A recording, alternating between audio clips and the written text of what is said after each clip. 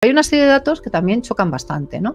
El tipo de tejido, que es un tipo compatible con los tejidos de la época de Cristo, cómo se hizo la figura que aparece allí, porque no hay ningún artista que sea capaz de hacer en relieve, porque esa figura está en relieve, es tridimensional, cosa que, ni Leonardo da Vinci era tan genial. Tienes otra gran pregunta, ¿cómo es posible que el grupo sanguíneo, cosa que no se sabía en la Edad Media, sea AB negativo, es decir, un grupo muy vinculado con la población judía? Y hasta el día de hoy, ¿cómo es posible, por ejemplo, que haya pólenes que están vinculados con la zona de Palestina, es decir, con la zona de Tierra Santa? ¿Cómo es posible? Más importante.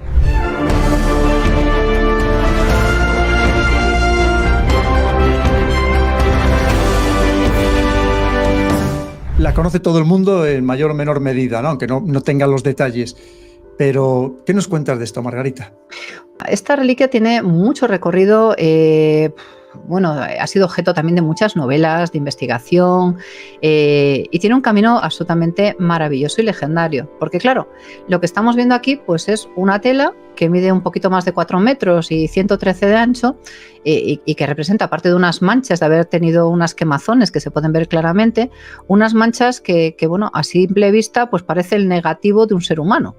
Pero es que cuando en 1898 un fotógrafo aficionado que se llamaba Secondo Pia saca una foto de este objeto, ve que el negativo, al hacerlo positivo, caramba, no es que intuyas que hay una persona, es que sale un rostro perfectamente con, pues unos atributos, con las manos colocadas de una manera y con una serie de heridas que cuando se han hecho los estudios correspondientes, pues es de un individuo que ha sufrido el mismo tipo de heridas que sufrió Jesucristo, según nos cuentan los evangelios, pero que tiene además una serie de lesiones, por ejemplo, en los ojos, es decir, tiene el rostro, por ejemplo, muy deformado de golpes coherentes, es decir, esta persona, o bien el que posó para hacer la pintura, al pobre me lo molieron a golpes, para hacerlo lo más realista posible, o bien está cubriendo el rostro de alguien molido a golpes.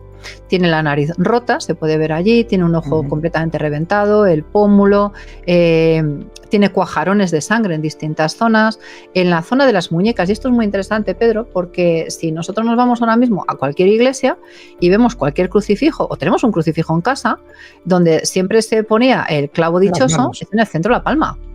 Pero si a una persona la crucifican poniéndole el clavo en el centro de la palma, pues pasa una cosa. Exactamente, Pedro. No puedes colocarlo allí porque entonces te caes.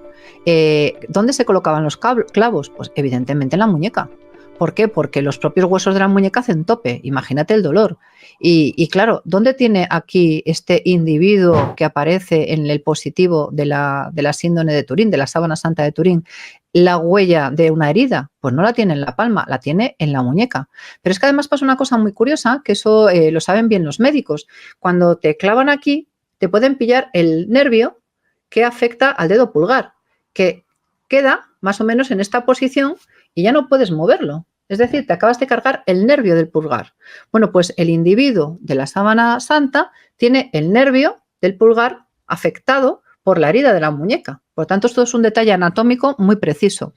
¿Qué más tiene de importante? Bueno, pues nos muestra un individuo con una forma muy concreta, con unas facciones que han sido objeto también de algunos artistas y que las han reconstruido, los han pintado, y muestra unas facciones que son claramente semitas, es decir, está representando a alguien que tiene facciones muy semitas y que tiene una talla bastante elevada para la época, pero que también tiene una posición de un rigor mortis de haber sufrido estando en una posición muy incómoda, de haberle descendido y con unas heridas en la espalda que son fruto de unos latigazos con uno de los, así como los romanos siempre son maravillosos en todo, son extremadamente profesionales hasta en la muerte y en la tortura, porque profesionales hasta el final, ¿no?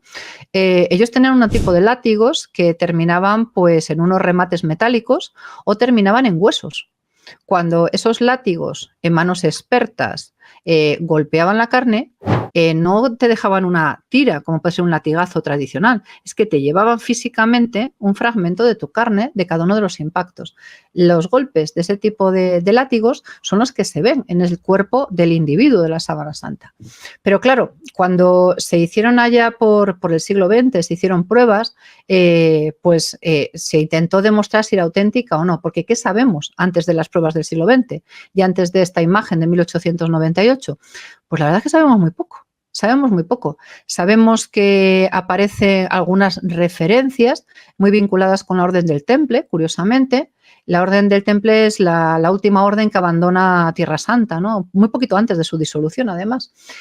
Sabemos que hay algunas referencias a que existe un sudario de Cristo. Sabemos que algunos lo vinculan con el Mandilion de Edesa, otros dicen que no es el Mandilion de Edesa, pero sí que es verdad que se siguen 2 o 3 referencias medievales del siglo XIII, es decir, antes de la supuesta datación, que están identificando este objeto. Por tanto, la datación, yo no digo que sea de tiempos de Cristo, pero tampoco es del siglo XIV, por mucho que de la datación del XIV, porque se han tomado muestras de los remiendos del siglo XIV, sino que si estaba en el siglo XIII en testimonios, como mínimo es del siglo XIII.